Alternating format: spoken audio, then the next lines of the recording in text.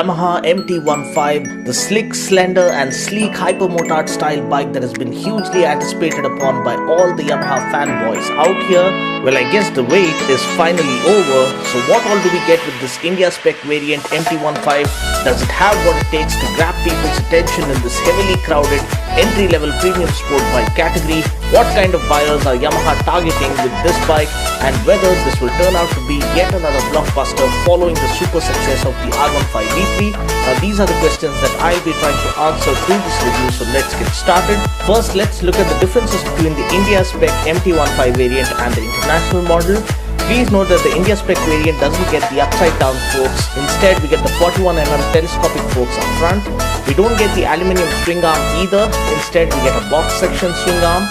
Also, we only get single channel ABS as standard here for the India spec model, whereas the international variant gets dual channel ABS as an option. We also don't get the multi-function engine kill switch of the international spec model. Now please understand that these are cost cutting measures deployed to keep a check on the price. Now looking at what we get for the Indian market, the good thing is that the design has been brought in unchanged, and I love the radical and futuristic styling that Yamaha have adopted here with the MT-15. Now termed as the Dark Warrior, the headlight assembly resembles the face of a samurai warrior. Moving on to the profile, we have the compact and contemporary design theme of the bike truly coming alive. The tank is well sculpted. The single piece seat reminds us of the layout found in the bigger MT series of motorcycles. At the back, the tail lamp comes neatly integrated and completes a really striking design which looks amazing from almost any angle you choose to look at it from. The speedo console is the same unit as that of the R15 V3. Next, looking at the powertrain, we get the same engine here as that of the R15 V3, powering the MT-15 with the same 155cc liquid-cooled fuel-injected 4-valve engine with an SOHC layout that puts out a max power of 19.3 PS at 10,000 RPM and 14.7 Nm of max torque at 8,500 RPM. We get a 6-speed gearbox.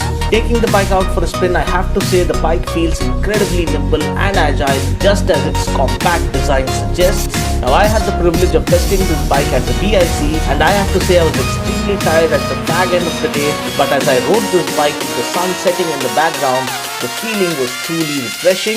It's like figure skating with just the ideal dance partner who turns and twists and flips just the way you want her to, setting the skating rink on fire. The engine is super refined with no hint of vibration whatsoever. The chunky 41mm front forks offer a superb front end feel. You don't really miss the upside down forks all that much. You only wish you had mid-sellers at both ends to give you that extra bit of confidence to push the bike to its limits. The rear shock holds up really well at high speeds. The Delta Box frame offers superb rigidity and balance. I honestly feel the inclusion of the aluminium swing arm would have truly taken the handling quotient of this bike to a whole new level. However, honestly speaking, people are not going to ride this bike daily on a track, so I guess for street rides, the kind of equipment that we get with this bike is more than sufficient. We then have the variable valve actuation system, the same tech used in the R15 V3, which means there are two intake valve cams, one for low to mid-range RPM and another for high RPM. They switch between each other at around the 7000 RPM mark to ensure even and consistent spread of power and torque throughout the rev band. The refinement is on point with no hint of vibration even when doing triple-digit speeds. The seating ergonomics are perfectly sorted out to offer an upright seating posture. So overall, in terms of riding pleasure, the bike feels a lot lighter than its weight of 138 kg suggests. The brakes are really good. We get a 282mm disc up front and a 220mm disc at the back. And as mentioned before, we only get single channel ABS with the MT-15, which means ABS is operational only on the front wheel. Please do watch my Dinopedia video about how the ABS technology actually works. You'll find the link in the description portion below. The overall braking performance is pretty good, and I'll be uploading my braking test video separately soon. The tank capacity is 10 liters, which I feel could have been slightly higher to offer better tank range.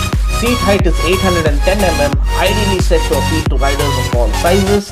Ground clearance is 155mm, which is more than sufficient to clear the speed breakers in our cities. Mileage wise, I believe we can expect anything close to 45 kmpl in real world conditions from this bike.